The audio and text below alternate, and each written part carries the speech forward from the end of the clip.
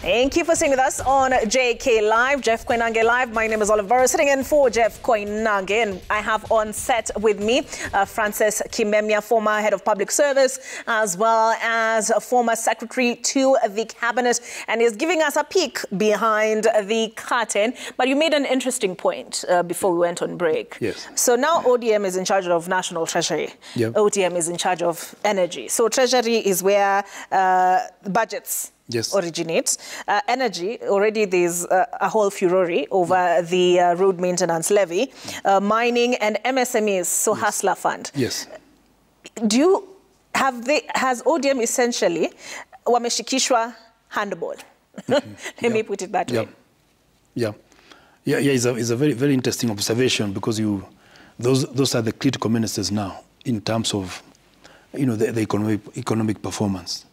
Because in Treasury, then we expect Bandi to tell us whether the interest rate will be brought to 1 digit. That was the obsession of President Kibaki in his entire administration. We met Joanna, the outgoing minister, a little every Monday, and the question is how do we bring the interest rate down to 1 digit, 9% going down, and we didn't make it. For that time, we didn't make it. We managed to move from possibly 24% to about 11%, which was a very good achievement, and grew the economy to 7.3%. So we'll be checking what percentage are we on, what is the debt ratio in this country, what is the investment opportunities. Are we still the destination of choice for investment in terms of creating the numbering environment for investors to come and make Kenya a competitive country that can be able to attract capital from outside. People come here to invest to make their profit, not to play around with people.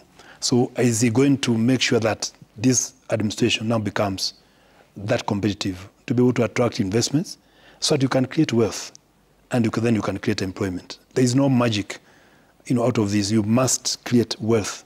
So they must focus then the administration towards economics and less on politics. So we see less people moving around politicking, and we see more people working and creating values for the society, and reduce the cost of living, and make sure Mama Boga can eat, even 2 meals, even not 3, at least 2 meals instead of sleeping hungry. As in some, so these are very, very key ministry. I'm hoping that you see banks, him calling banks to do that, bring down interest rates, and stop government from mopping up all the money, borrowing all the money, and leaving nothing for the private sector to invest into productive sectors and then create jobs and create employment for this country. So like you say, the ball has been thrown to them. I don't know whether it is to them or to Baba. So we wait and see. Look at the cooperatives. Again, when you want to energize, because with Bandi, then they must make sure that the countrysides are capitalized, suppliers are paid, and then there's money at the grassroots. Currently, there's no money. The flow of money, the circulation of money is very low. So all that now, falls under with the former governor Kakamega, Oparanya, working very closely with the Treasury, activating the Mama Boga as the youth, the Hustler funds. I think they need to then, of course, merge with the ODM agenda, which rhymes very well in terms of is a socialistic ideology. So maybe it will work well. It will work well, but the question is, what everybody will be asking, will it put money in the pockets of the people? Because currently there's no money in the pockets. So is it going to make sure that then these Gen Zs don't have to go to the streets? They can see hope. Because the issue is creating hope, even if not in the immediate term, at least moving forward. Can we see some hope in the next 1 year, 2 years, and the country gets back to normalcy and people are able to survive? So those are very taxation. Is taxation going to be on an upward trend, or are we just going to expand the base and account for the money that is raised? So there are many questions that will be, as you say, that has come up to the table of those who have joined in this administration. But we know mining is very crucial. Mining is very, very crucial if we handle it well and account for the resources. Just like taxation, correct tax. I think one of the major problems has been to account for what is collected, which will be very important to put mechanisms to ensure. And I'm saying this because we had the same problems, replica of the same problems, when Mzee Kibaki came in power with an economy running at -8%, -8% economic growth, and you're able to harness whatever taxes we had and get donor monies into more, peripheral areas and repayment of that debts and so on, but make sure that the economy is able to sustain itself without borrowing too much. So I see that those are very major challenges, and mining provides a very good opportunity. We have untapped minerals, the entire coast region, the entire, what you may call the Kamatusa regions. These are areas littered with mines, but we have never gotten it right in terms of our mining policy. You bring up Kibaki, Yes. and I'm curious. Kenyans oftentimes say Kibaki revived the economy. Yeah. How did he run his cabinet? You talked about Mondays he would meet Njuguna Ndongo. Yes, as a routine to discuss interest rates, because you cannot move a nation forward with interest rates in the banking sector, in the financial sector, that are not sustainable.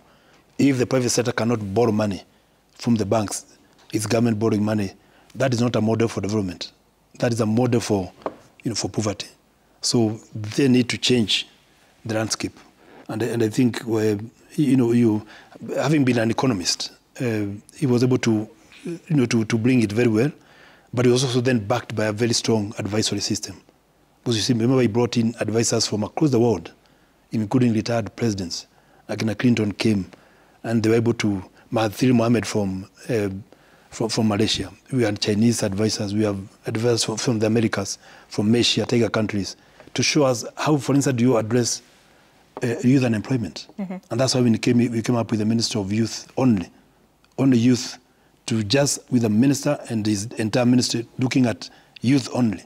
And that's when most of the youth programs that you see that we are now enjoying came from advisories from, including agricultural revival, focusing our economy towards export instead of importing things, and making sure that Kenya becomes a regional, an international destination of choice in terms of investments. That's how the economy was able to grow. And then, of course, we kept off borrowing monies internally. And there was enough money for anybody who wanted to borrow money from banks at very affordable interest rates. So that's how the economy was able to peak. Then, of course, capitalizing the rural areas. You must make sure with the governors. I talked about the whole of government approach. Then we didn't have governors. It was still a government with the center in Nairobi. But now we have opportunities of also utilizing governors to also think this way, that they must become also centers of investment internationally at the country level, because that's where production is for the crops that we're exporting and for whatever we want to do as a country. So it's a major. The mabogas are there, cooperatives are there, all those hustler funds in the village. The youth are also in the counties. Nairobi is a county, so the youth, Mombasa is a county, Nakuru, Kisumu, these municipalities or cities, they're also counties. So action should be making sure that the county governments also start thinking the way the president is behaving, if he's thinking reviving the economy of this country. So that's why what you say is very crucial, and I'm hoping that even Honorable Raila sees it that way, that if then the government doesn't perform, possibly the blame could shift to him. And that is a very major challenge, because he has the key ministries that are key to driving and transforming this country to the positive side. So we are waiting to see. That's why I said, is it a marriage of ideological, reconfiguration and asymmetry? So, or is it a marriage of convenience? So advisors listening to you, you said late retired President Mwai Kibaki had advisors from across the globe, retired presidents and the like. So advisors are critical to the president. Extremely critical. Extremely critical. You cannot become an international destination of choice by just thinking local. Most of us will think local. You need to think global and local. So you have to combine those two, the local dimension and the international, the global. That's why we call it global dimensions. So even as you think local, you must know that your oranges will be consumed in London tomorrow, or your flowers already going to Holland. Your pyrethrum or your potatoes are heading to another destination. And the standards must be international, not Kenyan standards. So you have to get advisors to show you how it is done, and to bring in best practice, to bring in standards, to show your public service that they must also operate, internationally. If you cannot register a company in a day in Kenya, it takes you 3 years, or to get a passport takes you 6 months. They'll go to Rwanda, or they'll go to Ethiopia, or they'll go to South Africa, or they'll go to Egypt. We are competing globally. We are competing globally, so we should have a cabinet that thinks globally, globally and locally. And how heavily did Kibaki's cabinet secretaries contribute to his perceived economic success? A lot. I can assure you, and I talked about introduction of the performance contracting process, so that whatever is agreed as the ideology of the then PNU administration, even when we joined the Nusu Mkate, when we had the Nusu Mkate government, and then Honorable Ida came into the government with his team, and we merged, our ideologies and our interests. It was still possible to move the country well, because we had performance contracting. Every minister had his own targets. The mandates were very clearly understood. They were, dissected, and each person understood what is his mandate in government and how those mandates interlinked with other ministries. Like, you cannot give IDs without the Interior Ministry or without the registrar of births. So if you don't work as a team, as a government, then you don't. And that's the work of the head of public service, to ensure that the engine runs, properly and seamlessly, and each ministry is not, delaying doing this. So each minister was ranked, and some were, remember we fired some who got from the last 10. They began packing and going. So everybody knew, once you are number one, the staff were paid, they were motivated, they were given bonuses. If you're among the rest, you start preparing your way out, and you'll exit honorable. We didn't embarrass anybody. You will not say you went because you underperformed, but you know that you're among the last ministry that could not perform or deliver in accordance with the expectations of the president and the government. So who determines those deliverables? There is an objective evaluation done by the Minister of Public Service. It's done professionally, and we bring in outsiders to come and help evaluate, to avoid inbreeding and favoritism. So the ranking is done very professionally by an independent team. So there is no issue, both parastatals, departments, ministries, so that everybody performs in accordance with, the set targets within that administration. That was the trick, the secret behind the success of the Kibaki administration. It's performance, it's the economic revival. We got as a trophy for the best managed public service in the world, Nairobi. So this is doable. What I'm saying is doable back, because the same public servants are in the ministries. So it's just a matter of just calling them back and returning glory to our public servants and telling them that they can do sometimes better than the advisors, but you need advisors who are definitely better than the civil servants. And they don't have to be more than 10. You don't need so many advisors all over the place, outshining civil servants, so that you have grown. I grew from ADIO to end of public service. And that gave a lot of hope to those other junior civil servants that Kube we can also become. But if you parachute people from out all the time, then that frustrates government departments and government ministers. You talked about Nusu Mkate, and it eventually, at a certain point, fell apart. Things fell apart. So what lessons, what advice would you have for William Ruto and Raila Odinga now as they embark on this partnership? Actually, Nusu Mkate did not collapse, did not fall apart. It came in, if you remember, after the post-election violence. And then when the Kofi Annan team came and the negotiations and so on, then it became important to reconstitute the cabinet. That's when the cabinet was also dissolved. It's similar to the referendum loss, when we lost to the Orange. Yes. Again, actually the first time the entire cabinet was sent packing. Yes, we sent them, and then a new one was redone. Some people came from Orange and joined Mzee Kibaki and government. Then after the post-election violence, then some ministers went and others came, through the His Excellency Raila Odinga. That's when the handshake. And that cabinet, numbers don't matter. That cabinet did wonders. Opranya was part of it. Kina Joho was as a minister. They did wonders. And that's when we were able to move. One thing work very seamlessly. You never know who comes from which political dimension. whether from PNU or from ODM, from the Labour Party. Everybody, we worked as a team. I chaired the PSC's meeting, and you'd never know who came, because the issue was performance contracting. What are your targets? Are they achieved? We formed PSC's committees and ministers' committees. We didn't care where you came from. You are matched in accordance with the needs of that function that needs to be done by that team, not according to your party. Nobody came into the party. When you went to cabinet, those things never came up.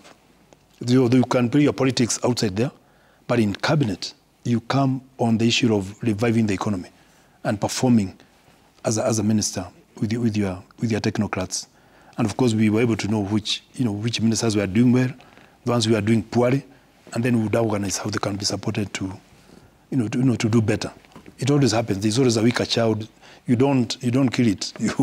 You bring other stronger children to help, and that's what the committee of PSCs would do. When the PS has a weakness or a minister, then you bring in. That's why the issue of whole of government approach works very well. So no minister is left behind. If you have certain weaknesses, maybe competencies, then you're able to identify within the ministry which competencies you can move from this side to make that weaker department or ministry function as the better minister. If they can't perform, then of course they leave. Because serikali sio mambo ya kupembelezana. You either perform or you go. I mean, there are no two ways about it. You either perform or you go, and there are no friendships. No friendships. You remember Kibaki sent some of his friends, packing. So in government, there are no jokes. There are no jokes. Some of the things I see, I'm shocked. There are no jokes. Because you carry the lives of the people. What are these things you see that shock you? Well, leave that one alone. But there are things I personally will not tolerate. There are things we will not tolerate. People must come to government to work and not to play jokes or to bring, dirty manenos in that. Because you carry the trust of the entire country and the international community. So a country then can't become a pariah. It must be seen to be the only destination of choice for good things to happen. With the Uhuru Kenyatta cabinet, the first one he named, 2013, filled with technocrats. You served as secretary to the cabinet. And there was a feeling that these guys cannot really articulate the government agenda. We need people with some political background. Which mix do you find works best? The both. It's better if you mix. For instance, the kind of cabinet you have now, where you have some technocrats, some politicians, it works very well. It works very well. And where somebody is too political, then you can give him a PS who is very technocratic. Then you balance, the two in the ministry. So I said somewhere else, sometimes it's not even degrees that you have as a minister that makes you work. It is your passion and commitment to serving this republic and making sure that our statehood, our nationhood, the legitimacy of the country is guaranteed at all times. So that's what makes the inner minister tick. So that balancing is very important.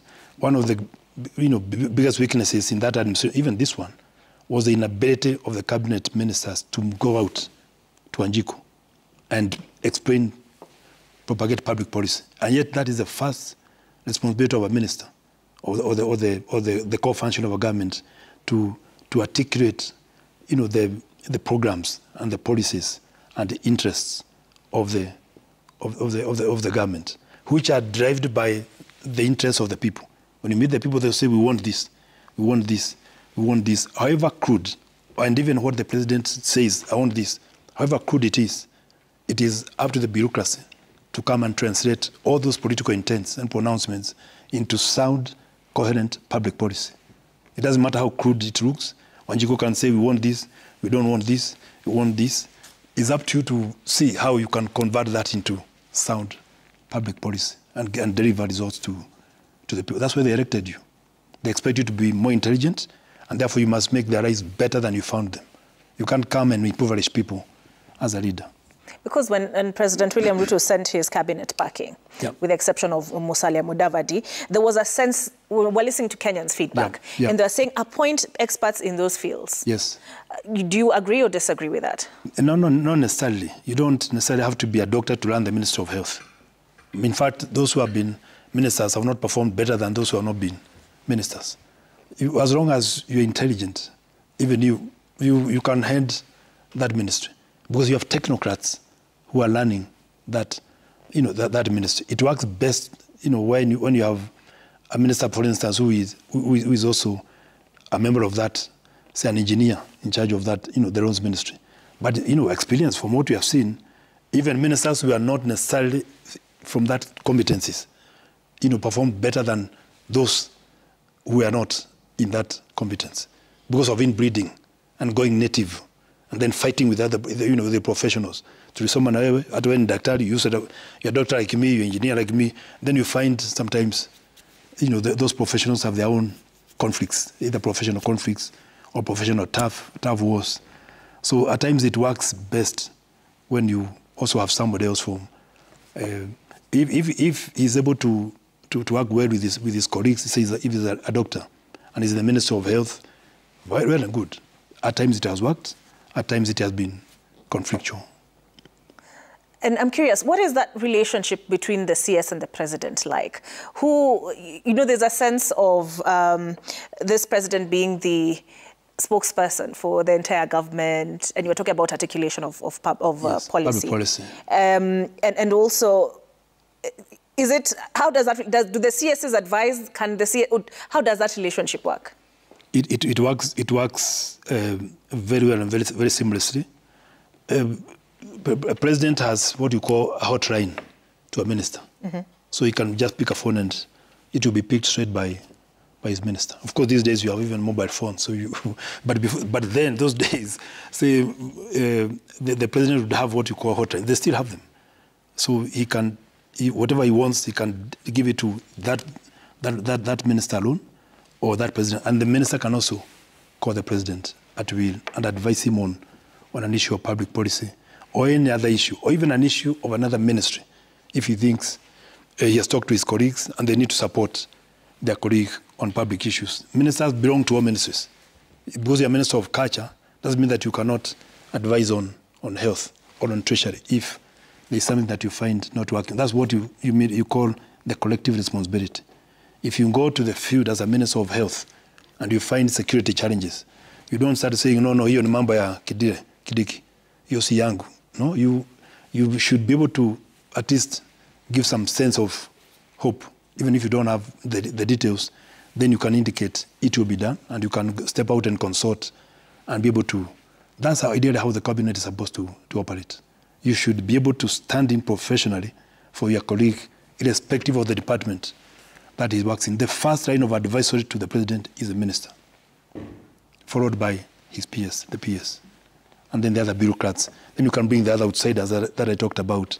But the first advisor on, say, health policy is the CS health and the PS of health. Whether they are doctors or not doesn't matter.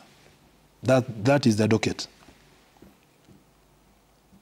All right, so we'll take a break, but we'll continue with the conversation on the other side.